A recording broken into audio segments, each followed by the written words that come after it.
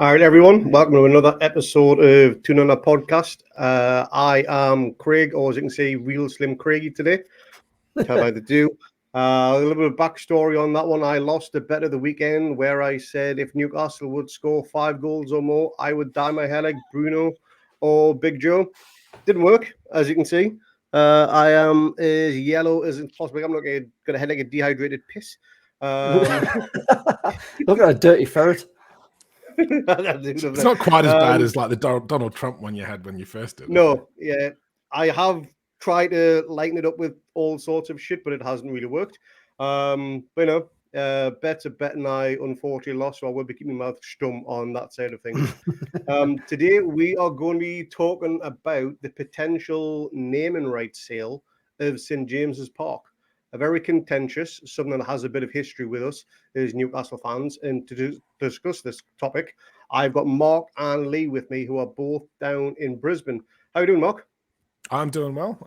It's like Friday night, so enjoying no work for a couple of days, which is good. So yeah, like obviously being glued to social media all day about the topic. It's a bit of a hot, contentious topic, shall we say, amongst Newcastle fans at the moment. So it's going to be good to go through that for us. And how's your Friday been for you, Lee? It's been all right, usual sort of story. Work.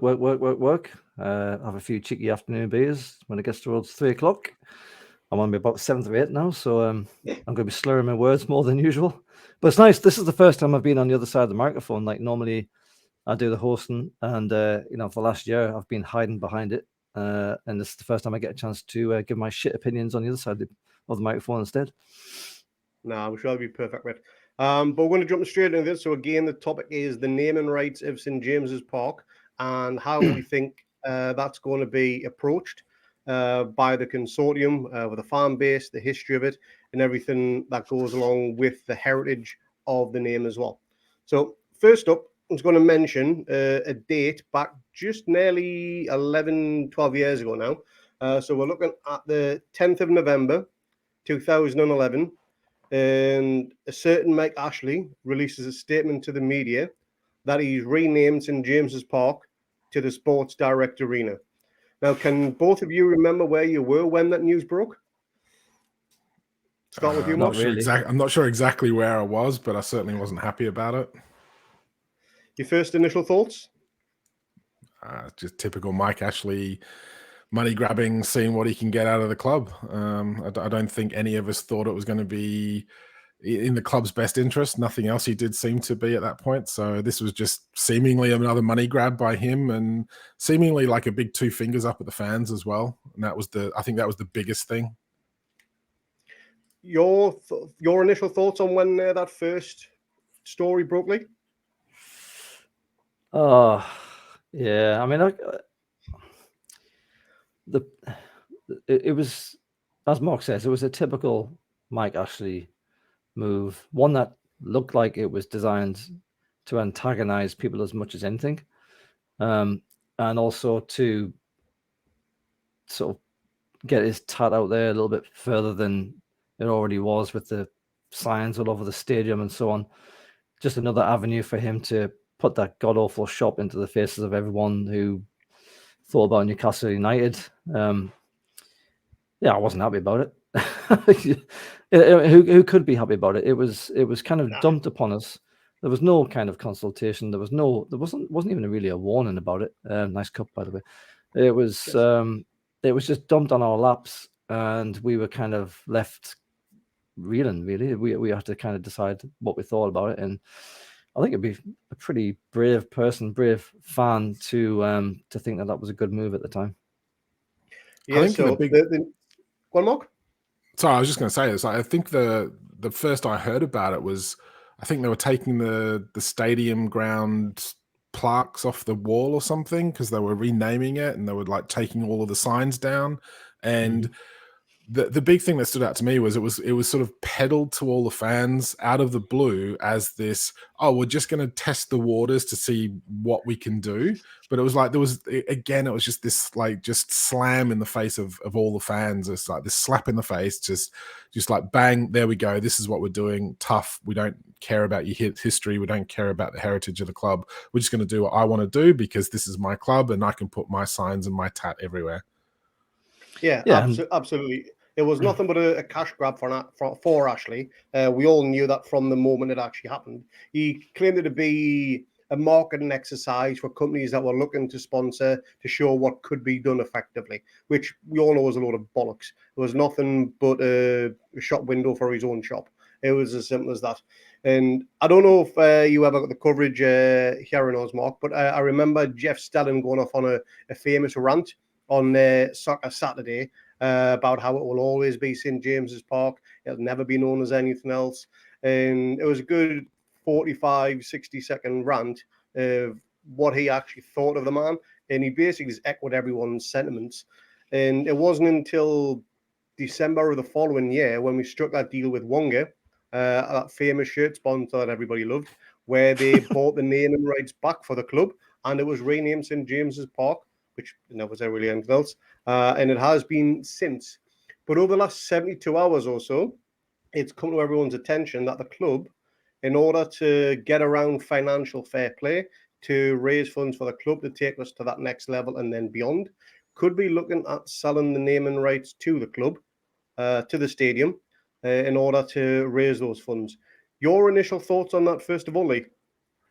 Well, it kind of just harked back to what we've just discussed, didn't it? It kind of the first initial thought that I had as soon as I heard this news was, oh, here we go again. It's going to be the same sort of, not the same situation, because obviously the scenario and the circumstances around who, first of all, who's doing it, and secondly, the way they've actually approached it is different. But nonetheless, you're still approaching the same subject of renaming potentially St. James's Park. And so I felt that it was going to be another one of those hot topics. I mean, you've got the war flags. We've done an absolutely terrific job of bringing back the atmosphere to each and every home game. And that's kind of, in many ways, I think, seeped across into the social media. Everyone's, by and large anyway, people I follow, are typically happy on a high, enjoying being a Newcastle United supporter for the first time in fuck knows how long, because it's been a goddamn nightmare for ages and ages and ages. For some of these fans, all they've known is the darkness, and now they're starting to see a bit of light, and they're all kind of, enjoying what they're seeing. And then this subject comes up again, and I feel like it's probably going to be, I mean, I'll go into this a little bit further on in this pod, but I feel like it's going to be a pretty divisive subject yet again, because it's just one of those things that I don't think you'll ever get even 80% approval from the fan base. I don't think you'll ever see that for something as fundamentally emotive as changing the name of your own home. So yeah, my first emotions was, oh, here we go again. One of the key differences that we've all read on social media so far, though, is that the consortium will consult fans first on this. That is obviously a step in the right direction compared to what happened previously.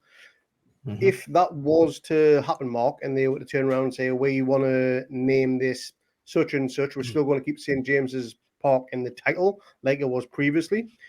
And these are the funds that we can bring in, X amount of money over however many years. Because it's purely in the best interest of the club, is it something you would be in favor of? Me personally, yes, definitely. I totally get, and I've said this on social media today with a few people, I completely understand the reservations behind this, and I completely get why people are a little bit skeptical about it. The main differences, obviously, is the fact that Ashley was doing what he did to put money in his own pocket and get basically free advertising, like he did with the rest of the stadium that was turned into one giant shite direct billboard. But this is being done to make us competitive financially with the best clubs in Europe, and that is essentially it. And when you look at the the bollards that are being put in place for Newcastle being able to spend money, and we've got owners that, and everyone keeps saying, "Oh, you've got the richest owners in the world." It's like, that's great, but we're not allowed to spend any of it because we don't earn any of it. So all the financial fair play stuff has been put in place to block us being able to spend money as we currently stand. And we're miles off the pace because of all of the stuff that Ashley has or hasn't done.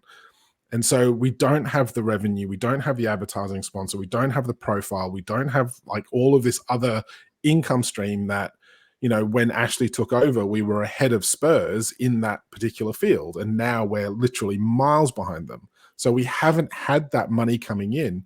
And, you know, we're still locked into Castore as our shirt sponsor for another couple of seasons, apparently. And we've had to negotiate a shirt sponsor deal break off from FunBet because, you know, we were still locked into all of that. And this is all from Ashley. We're still sort of suffering because he's locked us into all of these really low paying budget, crappy brands that don't pay the same amount of money as what the likes of Arsenal, Man City and Man United and all the rest of them are earning. So naturally, if we want to be able to spend at that level, then we need to find revenue streams. And unfortunately, at this moment in time, renaming a stadium is probably the biggest potential revenue stream that the club can generate within a short period of time. I'm good with it. I know why people are not happy with it. And I think, as Lee said, it's going to be that one of those situations. And this is something that you hear about it, you go straight on social media and immediately all the fans are at each other's throats going, I don't agree with it. Why don't you agree with it? We need to spend money. At the end of the day, I think I summed it up from my personal perspective was the saying is adapt or die. And unfortunately, we don't have the ability to just stand on our 2 feet, our own 2 feet as the club right now, without relying on increasing our revenue from somewhere else to give us that financial fair play security. And renaming the stadium is a short-term fix for what could essentially set us up for a very, very good long-term future. Yeah, I 100% agree. Quinley? I've got a few points as well. I mean, sorry, Craig, I just dived in there, but I've got a few things about this. So first of all, any deal doesn't have to be permanent. I think that's something that gets lost a lot in the conversation. It occurred to me just the Savo that I was thinking, you know what, this could just be X amount of years to bring in X amount of quid to get us into a higher tier of commercial income, which allows us to then spend X amount more money over the rolling 3 years that the profit until and everything else sustainability catches rules. up. Exactly. And then once those things catch up, you've also worked on all the other avenues of commercial income. And by that point, perhaps you can just then say, well, that was fine. That got us through this initial difficult period. And then let's just leave it back at St. James's Park. Let's leave it like that. And we'll move on to all these other avenues that we've generated. So that's one thing I wanted to point out. The other thing is that they are doing the right thing. They are going to talk to the fans, or at least they say they're going to, and I have no reason to doubt them. But how they do that is going to be interesting because my first thought was, all right, well, they'll talk to the NUFC, the Newcastle United Supporters Trust, but they've only got 13,000 members. That isn't representative even nearly of a normal match day crowd, let alone the wider supporter base. So the technical difficulties in doing something that is representative of what fans think when it comes to such a huge emotive issue as this is going to be very, very difficult. And I'm not exactly sure how they can do it in a way that really does become representative. I mean, unless they do some kind of vote, some kind of plebiscite amongst all of the member base or the season ticket base. But even then, that's still just a subset of the fans. And Darren Eales has talked at length in his recent interview that part of his remit is to engage with fans beyond Newcastle, even beyond England, in the UK in general. It's about globalizing Newcastle as much as you possibly can, because there's a big wide world out there, and of course everyone is out there with money in their pockets. Not everyone, but people have money in their pockets, and you want to tap into that revenue stream as another avenue of commercial growth. So all those people have an opinion, all those people have a voice that in one way or another needs to be considered. And so how they go about doing this is going to be quite interesting to see. I'm not exactly sure how they do it, and I suspect whatever they do, there'll be some people who complain that they didn't get involved in it, or they were kind of excluded from it. There's that as well. The other thing is that, you know, renaming the stadium is, for me, almost intrinsically linked with what you do with the stadium itself. You look at the likes of Brighton, Man City, Arsenal, they're all new stadiums. And those new stadiums are named after sponsors, the Amex, the Emirates, the Etihad. Start. All right. Now you're looking at an asset of the city of Newcastle that's always been known as St. James's Park since, you know, the East and the West teams murder on that particular site in the city centre. And I think that no matter what you do, not even if the fans agree to some kind of renaming, Aramco at St. James's Park, or the, I don't know, Saudi Airlines St. James's Park, whatever it's going to be, it's going to sound like a bloody mouthful, whatever you do, because St. James's Park isn't a great kind of set of words to put something on the front of, end of, or in the middle of. All right, it's kind of what it is, and that's it. So you always, the problem is, you're always going to have with an established name like St. James's Park is that, by and large, it probably won't, if someone sponsors it with a name, it probably won't get used very much. And so I wonder just exactly how much value they're going to actually get, you know, from sponsors in the first place. Like, how much is that going to be worth to sponsors if they realize that they're not going to get a great deal of kind of word of mouth or brand recognition from it, because nobody's going to really call it whatever they're going to call it. They're just going to keep on calling it St. James's Park, as I have done for 130 years now. And I just think that you look at the likes of Spurs, you know, they've just built that new stadium. It's basically on top of White Hart Lane. But Dan Levy and whoever else was involved in it did the very clever thing of calling it the Tottenham Hotspur Stadium. They didn't call it White Hart Lane. All right, they kept it as the Tottenham Hotspur Stadium. And I'm pretty sure that was the reason for that, was because of exactly what I've just said. It's a lot easier to sell a blank slate than it is to sell something that's already got a name that everyone's known for a century and a bit. So there's a few things here in this whole situation that I'm really kind of dubious about, and that's before you get into the, you know, the emotion of it all. Now, this is something I actually spoke to a few people back home through Facebook, whatever. And this is just to throw a little bit of a spanner on the works. And this could potentially be a good compromise here. Rather than renaming the stadium, what about actually just renaming a stand? And for example, let's say the East Stand where the camera's on, you've got Newcastle United, you've got the Castore logos there, whatever.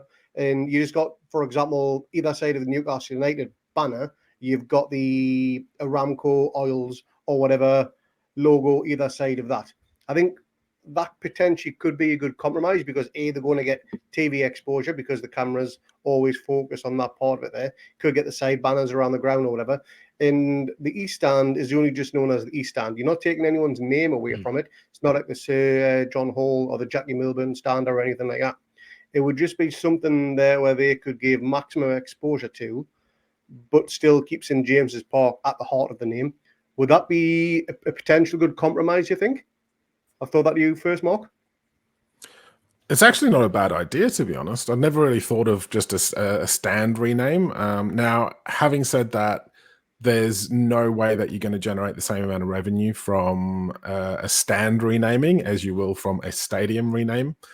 But when you look at the likes of, you know, Man City paid themselves whatever they wanted to pay to rename their stadium. You know, you've got all this other money coming in that is no longer available to us because all the financial fair play and the sponsor regulation and being ticked off by all the other clubs that are scared of us taking over their place at the table.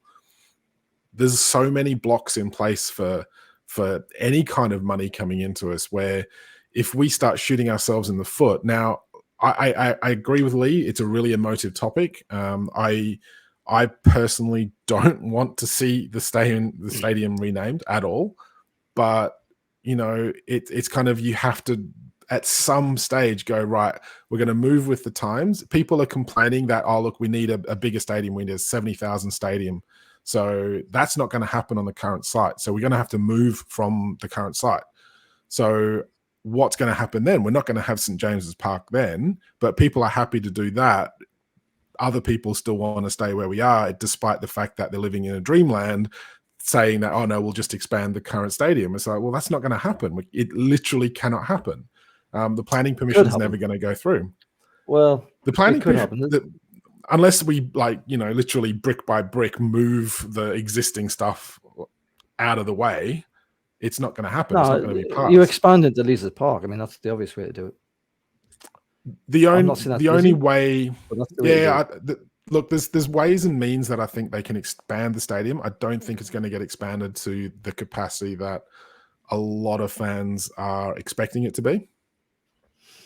And so at some stage, I just feel you're going to have to kind of draw a line in the sand and go, right, if we want to progress, we want to compete with the other clubs in the league, the top flight clubs around Europe, then we're going to have to, like, you're going to have to take a hit, and you're going to have to kind of soak that up on board and say, right, you know what, as much as I really don't want to do this for the good of the club, then we're going to have to kind of take this on the chin and say, right, look, we'll take the stadium rename because it's going to buy us a backup right back and another centre midfielder and another forward, and we're going to challenge for a Champions League spot.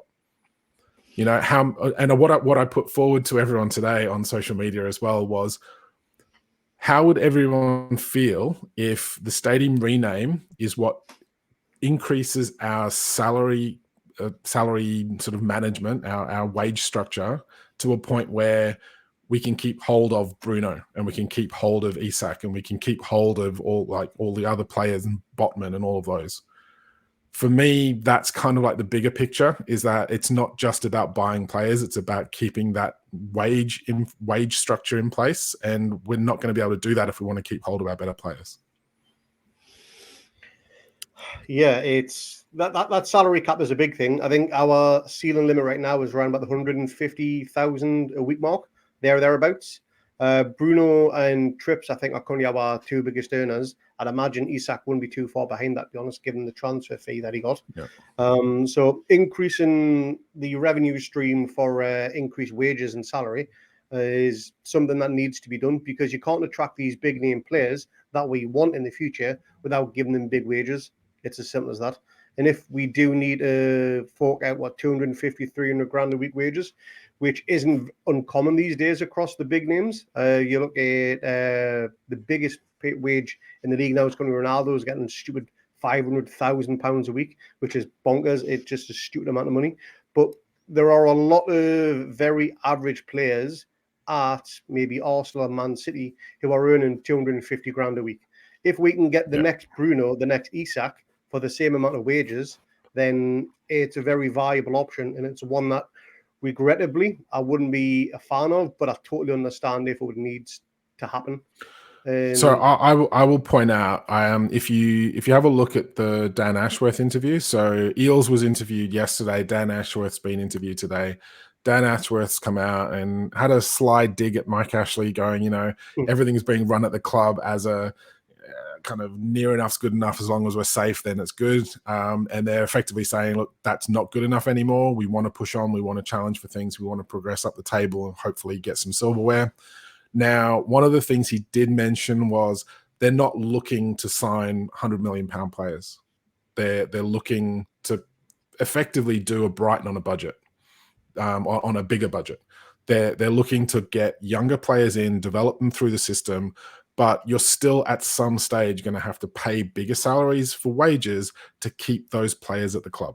And, you know, that's the big thing. You know, Bruno is getting plaudits. You know, we all saw that he'd been sort of talking to Real Madrid. He said he's happy at the moment, but at some stage, if Real Madrid come knocking, he's going to get his head turned if they say, right, well, we'll pay you 300,000 a week and you're only on 120 grand a week at the moment, or whatever he's on. You know, Newcastle are going to have to at least match that if they want to keep those players. So they can turn down transfer fees, but, you know, players have the power these days. They can not turn up. They can just sit on their ass and do nothing. They can see out their contract and leave on a free transfer, and we don't get anything for them. So we need to be able to keep the players happy as much on and off the pitch, as well as with their salary cap. And I think we're going to struggle to do that in the short term, certainly, if we don't, like, increase our short-term revenue. And as Lee said, look, this could literally be a 2-year deal to rename the stadium, get an influx of cash, wait until the shirt sponsor deal expires with Castore, wait until the other shirt sponsor deals expire, wait until some other sort of sponsor deals start rolling in. If we start pushing up the table, we're on the TV more, all of that sort of stuff. We start building up that commercial revenue. And then maybe we don't have at St. James's Park, we have literally just St. James's Park back. But, again, as they said, champagne problems, isn't it? I mean, if we get to the point where we don't have enough stadium capacity, it's because we're doing well. Everyone wants a ticket. And, then you start having to look at, well, we can't, or do we expand St. James's? Do we move to a new site? I don't think they want to move. And I don't think they should move. But at the same time, this is the same argument as the stadium rename for me. It's like, it's nostalgia, it's history, it's what we all kind of grew up with the club knowing as the club. But at some point, maybe you just have to take it on the chin and say, right, for the betterment of the club, if we want to win trophies, if we want to do well, if we want to compete with Europe's elite, then we have to look at these sorts of things as revenue streams. I mean, Tottenham, you were saying Tottenham Stadium. I think I was reading today that Google apparently is looking to sponsor the stadium for £1 billion, which basically writes off the debt for the whole stadium. And Spurs are literally laughing all the way to the bank. Mm-hmm. Yeah. And of course, they get to dine out on that for 3 years, don't they? So, and White Hart Lane, I've just checked there because that was built in 1898. And I think it's quite instructive to look at what Spurs are doing with their historic home. They've essentially knocked it down and built a new one kind of halfway across the pitch. And I mean, we're very far removed from whatever the Spurs fans say, I think. But certainly on Twitter that I see, I haven't seen anybody complain that it's no longer going to be called White Hart Lane. So that might just be my little bubble that I live in. I'm not sure. But, coming back to the initial thing, because I haven't spoken for a while, just dial all the way back to the thing about the stand. The thing is, if you pay for a rename of the stadium, you're going to get the stand name anyway. That's basically going to be part of the package. I distinctly hope that it will not be the friggin' massive Sports Direct plastered on the top of the Gallagher, like Fuckwit did. Like, I really do not want to see that on every goddamn helicopter photograph, forever. But I imagine you probably will get something along the, either side of the Newcastle United's lettering on the east stand. I think what you were talking about there, Craigie, was probably, I think I saw a Photoshop on Twitter. Somebody had thought like, oh, let's stick like this massive glass window frame or something across from the Eales to the Gallagher, like expand the Gallagher somehow and then have this big long glass thing and then a big Aramco sign along it. It could work. It could work, but that's something they could do if they sponsored the stadium anyway. But if they weren't going to sponsor the stadium and they're looking for other things, then the issue then, as Mark said right at the start there, becomes just down to money. Like, you're not going to get, as much as you're going to have cameras facing it, you're probably not going to get the same kind of revenue from it than you would if you actually renamed the stadium itself. And again, I'll come back to what I said before. Nobody is going to call it the Aramco St. James's Park or St. James's Park Aramco or whatever the hell sponsor is picked. Nobody will ever call it that. You might see it sometimes in print, but it's mostly, I reckon, going to be called St. James's Park. I doubt the council will even bother changing the brown signs. They did that in protest with Mike Ashley because he just did it off a whim, didn't even bother talking to the council about it. They said, well, fuck you, we're just going to leave the signs up the way they are. Go swing for it. So, the point that Mark makes though about the wages, the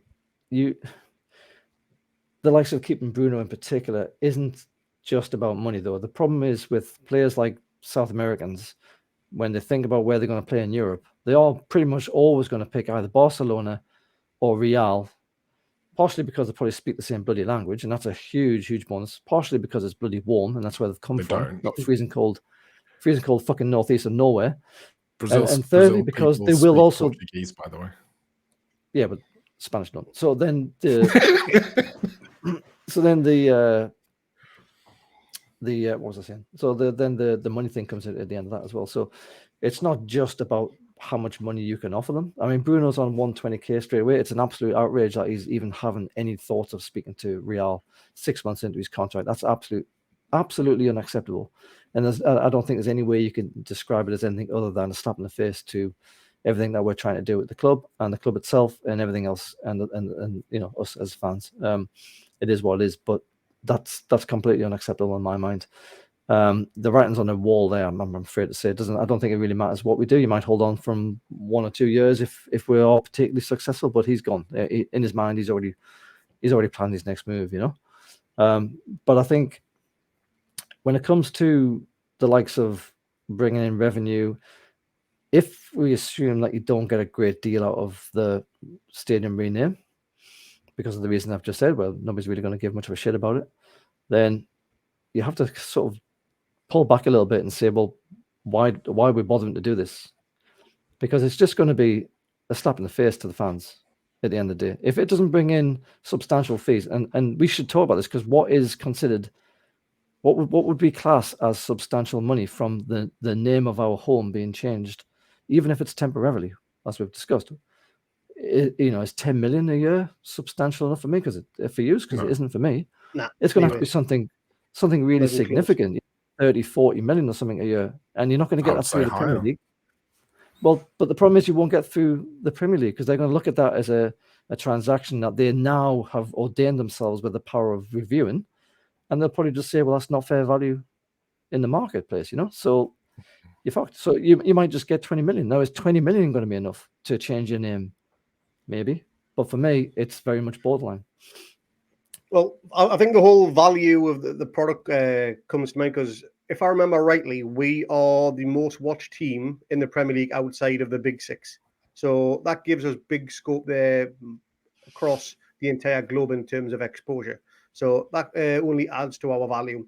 Plus the fact that we somehow managed to negotiate a sleeve sponsor, which is worth more than the main shirt sponsor this year, is absolutely bonkers. I think the Noon sponsor is 10 million a year, whereas the Fun 88 is at 6.5 million. So they're very clever in terms of negotiating what they want. If they can get a sleeve sponsor for 10, I'm more than confident they could easily get 50 plus million a year for a stadium sponsor. If it's over 3 years, there's 150 million pounds. And that buys you a good few amount of players. It also helps towards that salary cap as well. If we do want to attract the bigger, better players moving forward, because we will pay the better wages, especially if we're in Europe as well.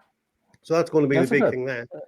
It's a fair point. I mean, you know, if you can get 7.5 million, whatever it was for Noon, then, you know, maybe it's when I'm saying 20 million for the stadium, that's complete bollocks. You know, maybe it is more like 40, 50 million. And if it is that 40, 50 million figure, and if they can say, look, it's temporarily until we can kind of compete on our own terms via other channels, then I think that's probably quite a compelling argument to put to the fans. But they need to be able to say it in that way as a package. And I think if they can say that it's a temporary change, if it's temporary change, then they'll get a lot more people to say yes to it. I think that's my general feeling on it.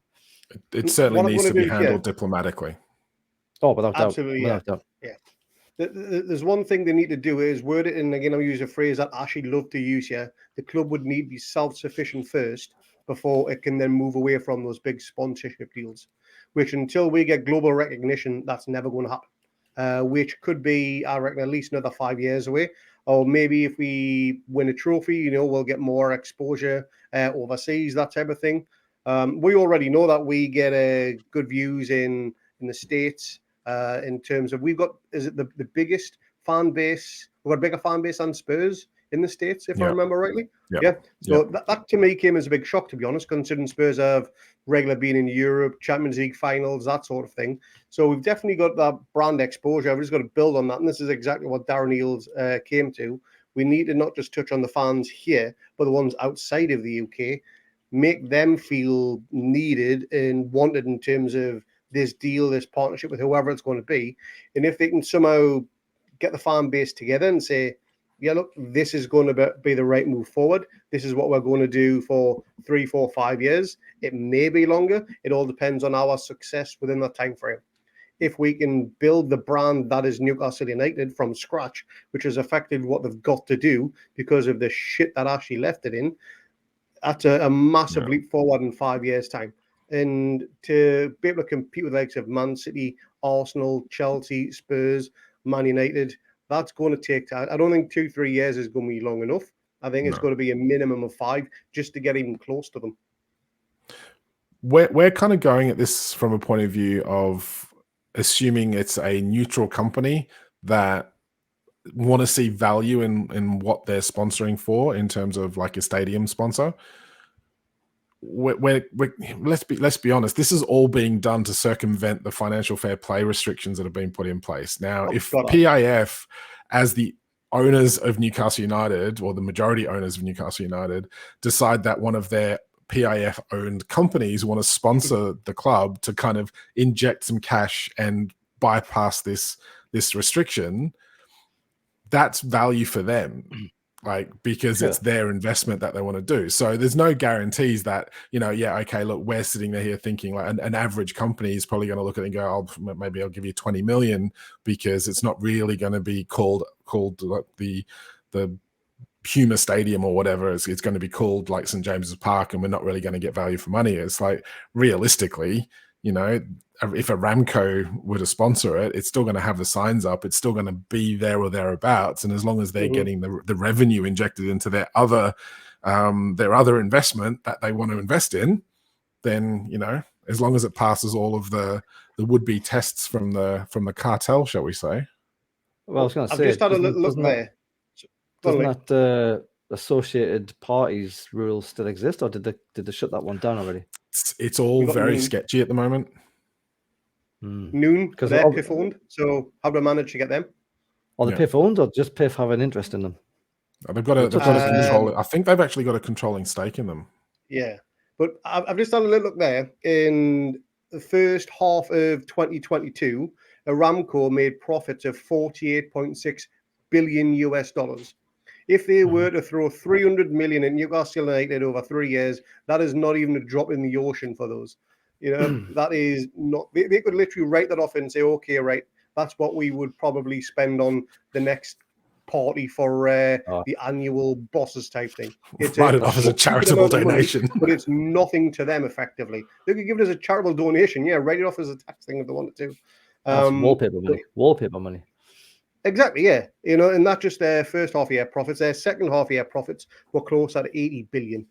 So they're making stupid amount of money. They got made the world's most profitable company this year, purely because of the rise in their oil prices. And that, if anything, yes, everyone's fuel prices went up, so it costs more to fill your car up. But it does just mean we've got the extra few dollars to play with, or pounds or whatever, that they can throw at Newcastle if they were to be the chosen sponsor, because we all know there's going to be one that's going to be PIF related. It's inevitable. Yeah, but it comes back to what Mark said, though. Wouldn't surprise. It comes back to what Mark said. Really. It's all very well sitting on a pile of money, but if your hands are tied and you can't spend it, you might as well just be a peasant on the street. And that's effectively what financial fair play has done to us. Profit sustainability basically hobbles us in what we can do. While Barcelona's spending money they don't have. Yeah. And some of these rules were brought in hastily as soon as the takeover was completed, because that was kind of that broadsided the cartel, essentially, that they didn't realize the Premier League was going to allow it to go through, and it went through, and they were like, what the hell's going on here? And Masters was like, well, they've just dropped that whole dubious, shall we say, pirate operation in the Middle East, and now that was essentially the only reason why we were holding up this takeover for 18 goddamn months. And there's nothing we can do to stop it. Legally speaking, there's nothing they could do, because they knew they'd get dragged into arbitration. So it's you can sit on as much cash as you like, mate, but if it's on fire, or if it's all locked behind a safe, you're still down there in the fucking gutter like the rest of us. This whole thing on what is fair market value, to me personally, I think it's a load of bullshit. If you're trying to sell a car to me, it's all bullshit. It is, but if you want to sell a car to me, you're going to sell it what you think it's worth, not what I think it's worth. Yes, there might be a haggling in between, but ultimately, the ball is in your court whether you want to sell or not. And you put the value on that product. not somebody else. Nobody's going to tell you it's worth X amount of pounds or dollars or whatever. It's up to you to say how much you think it's worth for somebody to slap their sponsorship logo all over. It shouldn't be up for the Premier League or anybody else to dictate what your product is valued at. Right. That to me is just smack bang of the big 6 billion control again. Well, yeah, look at what's happening in around the world, though. You've got Barcelona, who are in record amounts of debt, couldn't actually register all the players that they were still buying, despite the fact that they didn't have the money to be able to register those players to play for them. And then, they're effectively leveraging future earnings to pay off current debt so that they can still manage to maintain. Yet that's perfectly allowable. Yet you've got an owner of Newcastle United who is effectively the richest person in the world going, I'm willing to, the PIF's like one of the biggest investment people in the world, and going, yeah, we want to invest in the club, but we're not actually allowed to. It's not like we're putting anything in debt. We want to invest, and we want to build, and we want to be sustainable. But no, because it's anti-competitive. And I swear if they tried to do anything along those lines, where eventually it will end up in court, and it will end up in a sports court about anti-competition, and it will, and you can guarantee it will. And everyone's kind of trying to balance everything along at the moment to kind of keep us down without necessarily triggering that court response. And Newcastle are kind of trying to keep the peace without necessarily going to court over this as well. You look at Chelsea though. How much debt was Chelsea in? $1 billion, 1.6 billion in debt, 1.6 billion pounds in debt. But now all of a sudden they get a new owner who wipes that debt off, and suddenly they're allowed to splurge and spend an absolute fortune again. How is that a thing? It's still their debt for the club. So surely a new owner coming in doesn't wipe off the fact that they've been in debt and shouldn't be allowed to spend money, because they haven't been proven to be a profitable organization for however many seasons. So the whole thing is literally just completely suspect.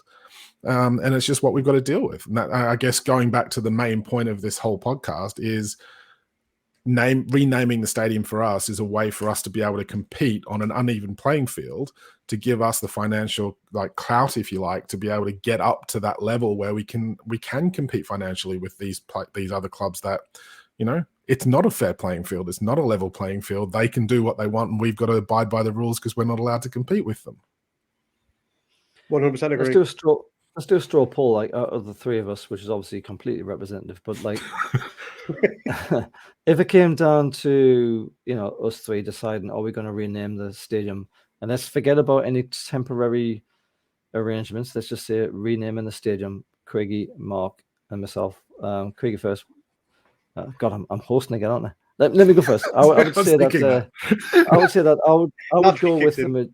I would go. I can't help it. I would go with the majority. So if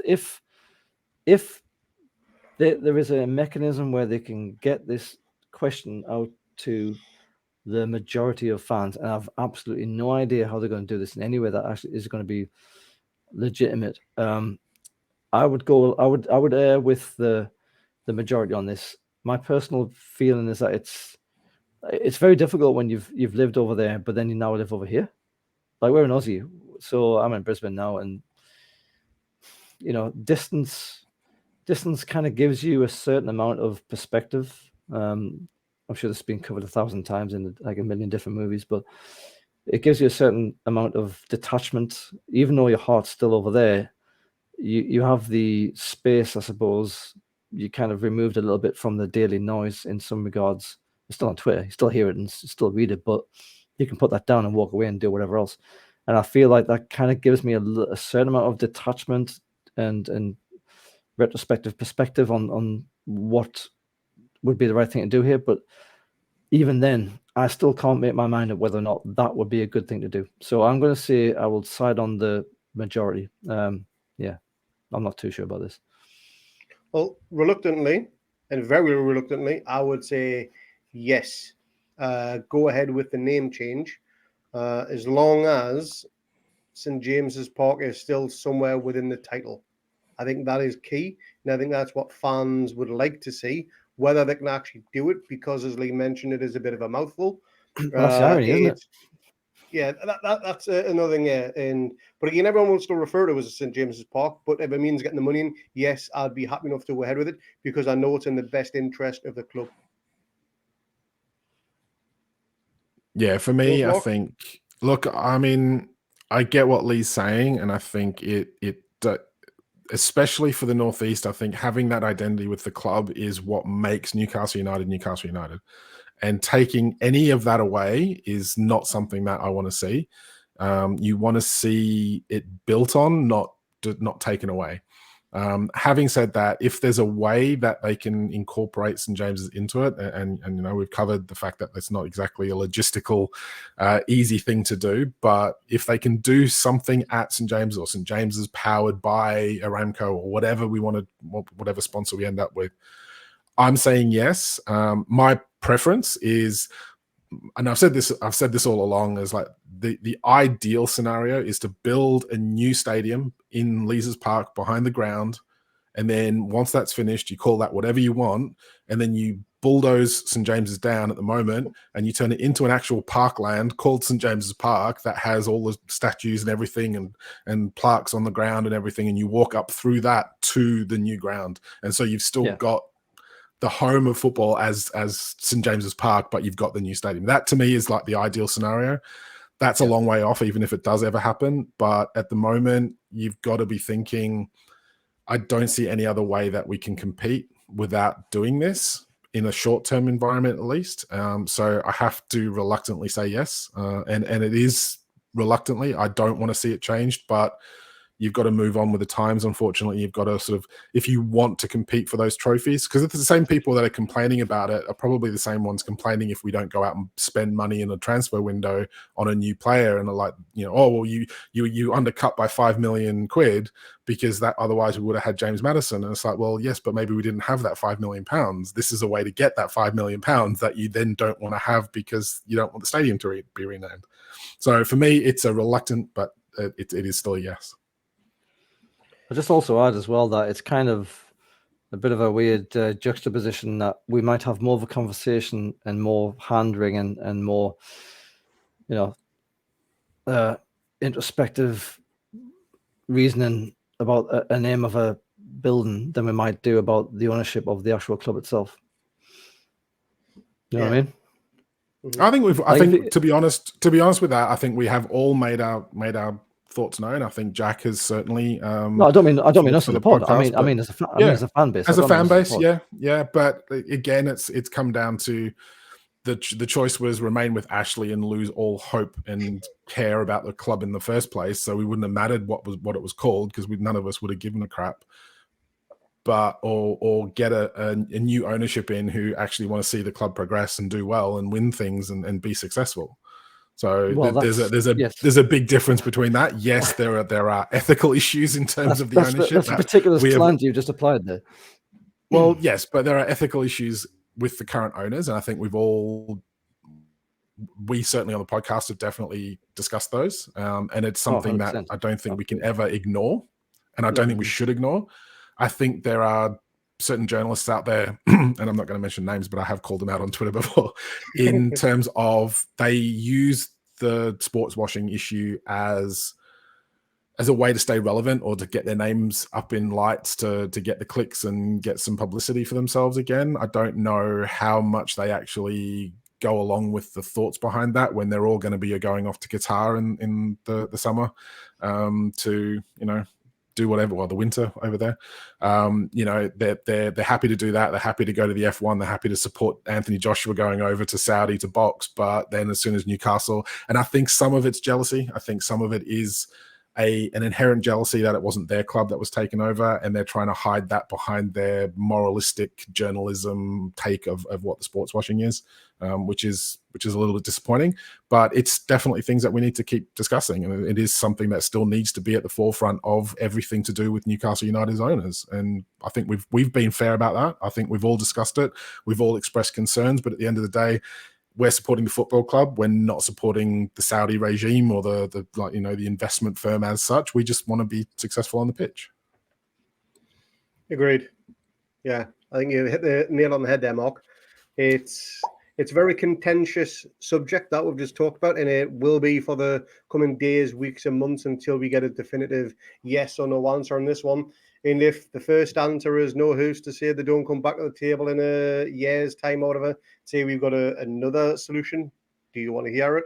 And this is what we can potentially do. So it'll never go away. It's kind of like our own little version of the Super League. A lot of people are going to be totally against it, but people do see the benefit.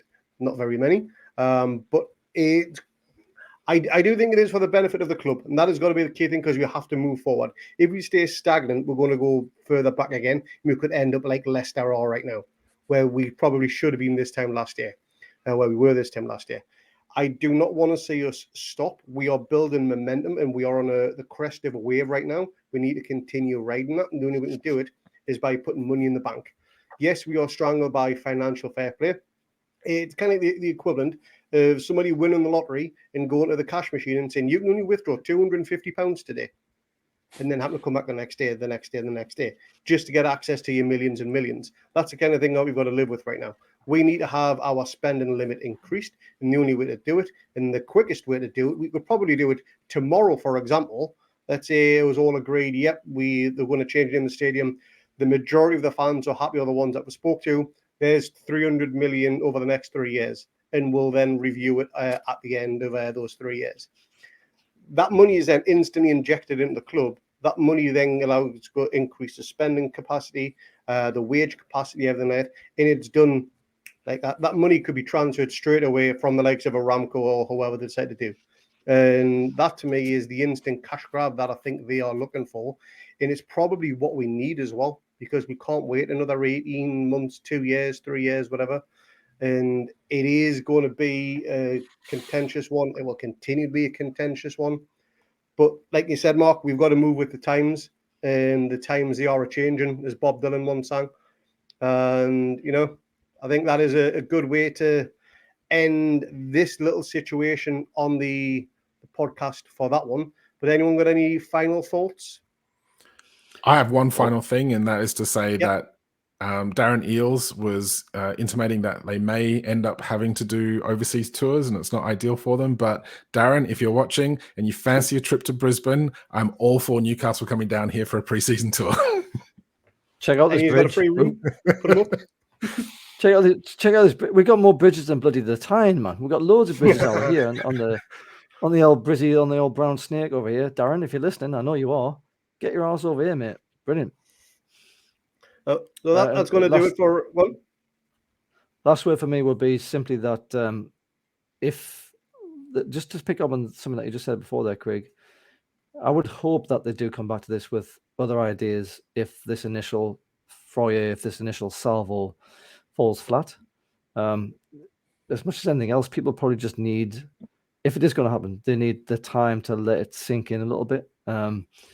And if you just sort of come out of the blue and say we're going to talk to you about changing the name, you probably will naturally get a certain amount of resistance from a certain amount of supporter base. That's just people in general. I think it's fairly fair to say, nobody ever says yes to everything straight away. Not everybody. It's always the same thing. So let that sort of percolate down a little bit over a certain amount of time, and perhaps come back with a more palatable suggestion. Maybe it's the same suggestion, and you just kind of hope that time has allowed that to sink in a little bit. Plant the little seeds, as you say in business. Put the seed in there. Come back to later on. Hopefully, got a few shoots, and then you can start preening or something. I don't know. I don't know how that whole saying goes, but the idea is essentially, if the first thing doesn't work, right? I do hope that they will come back with a better idea, and it may not be this. It may be something else completely. It might be something completely different. I would personally want to see how much money this is going to bring in. If they can say to us it's going to make it 50 million a year, that's a lot easier to sell than it is if it's going to be 15 to 20 million, because 15 to 20 million isn't going to do as much at all in the grand scheme of things. 50 million probably isn't going to do us very much either. It needs to be something really significant that people can say, well, bloody hell, I'm going to put my own emotions to one side here a little bit, and I'm going to say, for the benefit of the club, I will go along with this, and perhaps I'll internally review it on a season by season basis, whatever people might do to sell that idea in their own minds. But yeah, I think I need to see how much it's going to be, and I do hope to come back with other ideas if this one doesn't work out. So we're going to end that pod right there. I think we're already probably overrun by a good little while on that one. Good discussion, lads. But one last little bit of discussion for the end of this one is about maybe 2-3 hours ago, just before we came on air, Newcastle announced a new fourth 130-year anniversary kit. Now, I've got a picture of it. I'm going to bring it up on the screen. Technically, it's I've the already fifth. said my opinion on this one, and I detest this kit. The thing I detest about it is the additional print of the Newcastle crest and whatever those leaves are supposed to be. I've no idea what the connection of the club that is meant to be. So if anybody in the comments can let one know, that'd be absolutely fantastic. If it didn't have those prints on, I think it'd be a nice kit. But what your opinions, lads?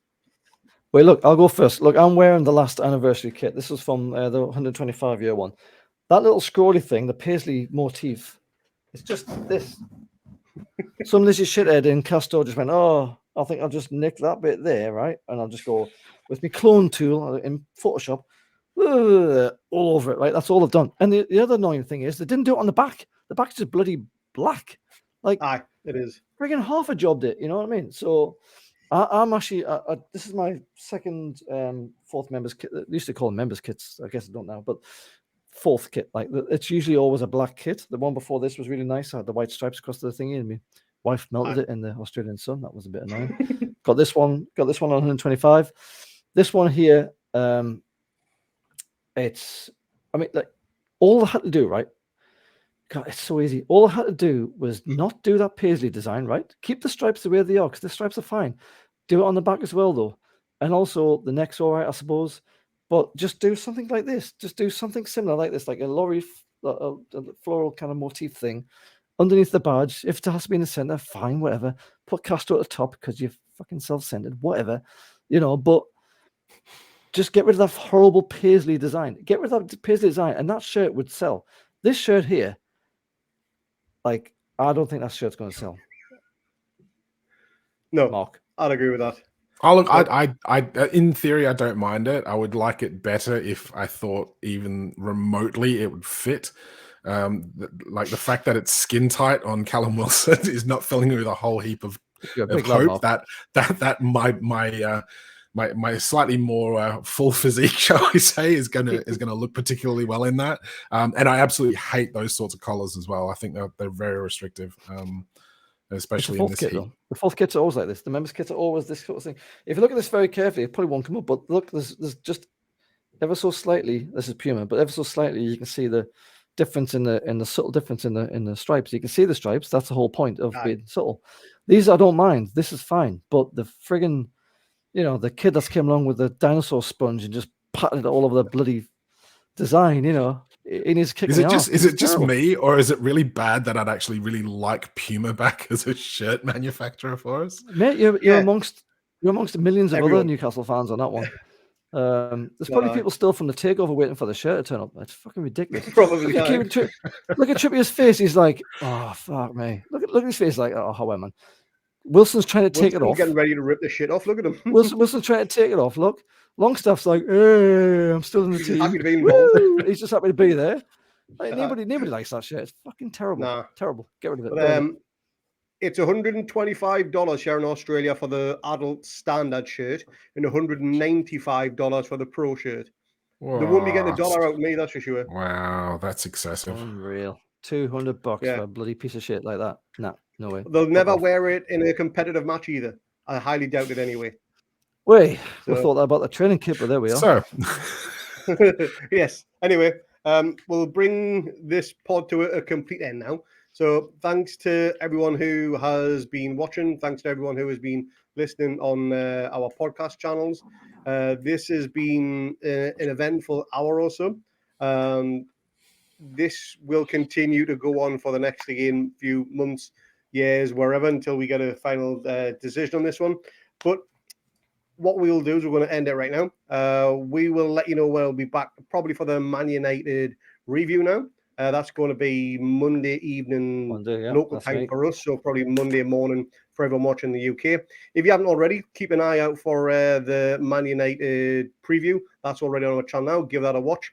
Give us a like, give us a thumbs up. That massively helps up on our YouTube channel. It'd be fantastic if we could and also subscribe as well. That massively helps us out too. And come and give us a shout on Twitter, Facebook, and Instagram. Just do a search for Tune Under Pod. We will see you on the next one, which again is the Man United review. Hopefully we get a win there. First time since 2013 when Kabay, good old Dreamboat, got the winner. So good luck to the lads on that one. You'll see Lee on Monday. Don't know who else is on that one, but thanks lads for coming on. Have a good night and enjoy the rest of your weekend. Cheers, Craigie. Cheers, Cheers, Mark. Get that hair sorted out, will you? Fucking hell. I'm going to get it cut tomorrow, don't worry. Cheers, everyone. Have a good night. See you later. Later.